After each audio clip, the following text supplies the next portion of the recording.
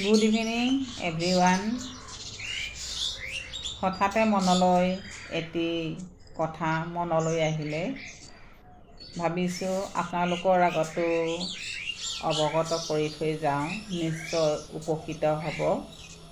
কথাটো হৈছে, মানুহে যেতিয়া ভাবিব বিচাৰে যে তেওঁ কোনো এটা কাম কৰাৰ যোগ্য আৰু তেওঁ সেই ক্ষমতা আছে, তেতিয়া আশ্চৰ্যজনক ঘটনা ঘটিব পাৰে।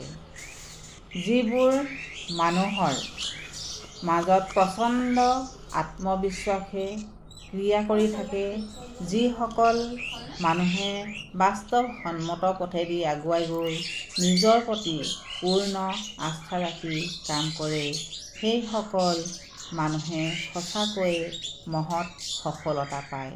এনে মানুহ সমাজৰ মূল্যৱান সম্পদ, কিয়নো তেওঁলোকে কৰ্মক্ষমতাৰ পৰিৱেশ আনৰ মাজতো গঢ়ি তুলিব পাৰে, যাৰ ফলত বহু লোকৰ বাবে সফল ব্যক্তিজন হ'ব পাৰে প্ৰেৰণাস্বৰূপ। গতিকে আমি সদায় আত্মবিশ্বাস সুদৃঢ় কৰি আগুৱাই গ'লে জীৱনত নিশ্চয় সফলতা অৰ্জন কৰিব পাৰিম। হয়নে নহয় বাৰু কথাটো? ক'বচোন আপোনালোকে।